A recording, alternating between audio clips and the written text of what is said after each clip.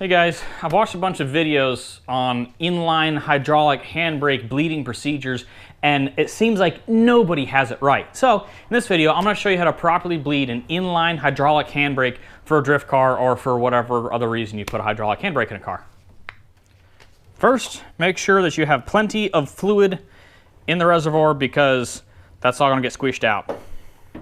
Once you know that you got a bunch of fluid, you're going to hook up your bleeder hose. I just run mine to a water bottle. It's just a piece of vacuum hose. You get your wrench on here and you crack the bleeder. Oh, maybe you do. Crack the bleeder. Now, we've got Stacy helping me out. First thing is you're going to push on the brake pedal and hold it. Pull back on the handbrake and hold it. And then you close the bleeder. The reason for this is this pushes fluid from here back through the line to the hydro, and it fills up in the cylinder in there, and then you pull the handbrake back to push the fluid all the way back. Then you close the bleeder, let off the handbrake slowly, and let off the foot brake slowly.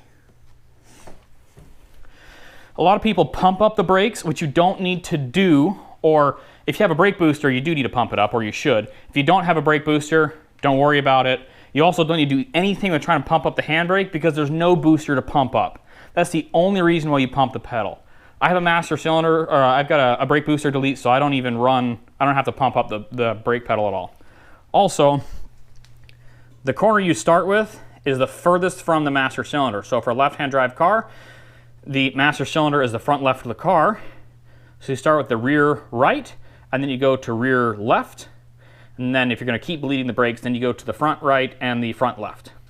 Okay. When you're doing two cylinders at once, like this, it actually drops your fluid really fast.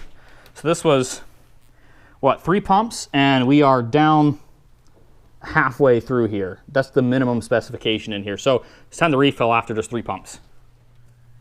All right, so you're going to keep bleeding until you see no more air bubbles. That's pretty much it, guys. It's pretty straightforward.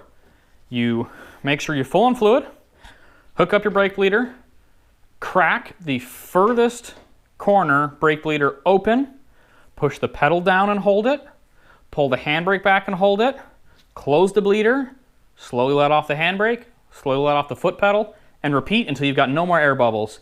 Once you're done with that corner, move on to the next one. That's it.